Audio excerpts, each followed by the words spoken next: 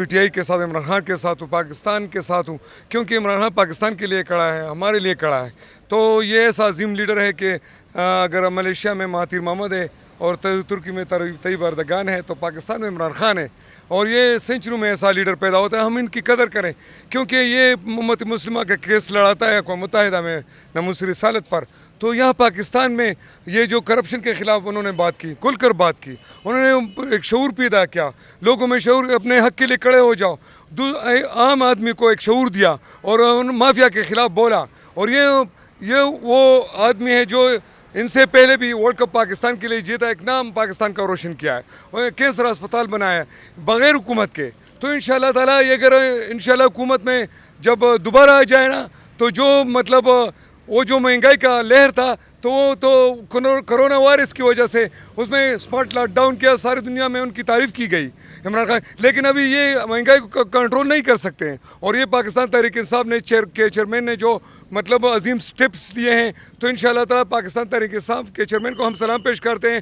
پاکستان عمران خان پاکستان ہے. انشاءاللہ پاکستانی قوم ان کے ساتھ کھڑا ہے اور انشاءاللہ عمران خان کے ساتھ ہم کھڑے نہیں ہیں، عمران خان ہمارے ساتھ کھڑا ہے. چاچا مجھے آپ یہ بتائیں کہ 2-3 دن سے جس طرح حکومتی اتحاد ہمارے اداروں کے خلاف بالکل کھڑا ہوا ہے، یہ پاکستان تحریک انصاف کو یہ سمجھاتے رہے کہ آپ جو ہے نا ترجمان بنے ہوئے تھے کہ آپ اداروں کے خلاف کوئی بات نہ کریں. یہ کیسی تبدیلی آ گئی؟ یہ اداروں کے خلاف، عمران خان اداروں کے خلاف نہیں ہے. عمران خان اداروں کو مضبوط کرنا چاہتا ہے کہ اگر ادارہ مضبوط ہو تو پھر وہ فیصلے خود مطلب کریں گے.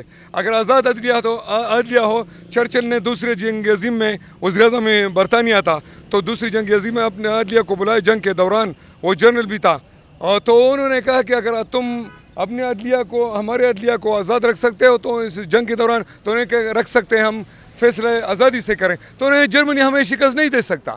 تو اسی وجہ سے اگر ملک میں عدلیہ آزاد ہو تو کوئی ملک پاکستان کو میلے آنکھ سے نہیں دیکھ سکتے، کیونکہ ان کے ملک میں خوشحالی ہوگی، عوام اس سے مطمئن ہوں گے اور غریب اور مالدار کا فرق نہیں ہوگا. تو جب عدلیہ آزاد ہو تو قوم آزاد ہوگا. جب قوم آزاد ہو تو آزاد فیصلے پاکستان کی سالمیت کا مسئلہ ہے، وقار کا مسئلہ ہے. تو پاکستان کے گرین کا پاسپورٹ کا مسئلہ ہے، وہ پاکستانیوں کا 1 کروڑ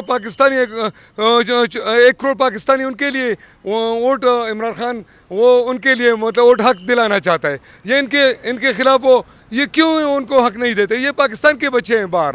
تو یہ عمران خان خود عمران خان نے تقریب میں اوورسیز پاکستانیوں کو کہا، میں اس میں موجود تھا، میں خود اوورسیز رہ چکا ہوں. تو انہوں نے کہا کہ اوورسیز پاکستان کے لیے کماتے ہیں، پاکستان کے لیے بیٹے ہیں، یہ پاکستان کے بیٹے ہیں، پاکستان کے لیے بہت کچھ کریں گے.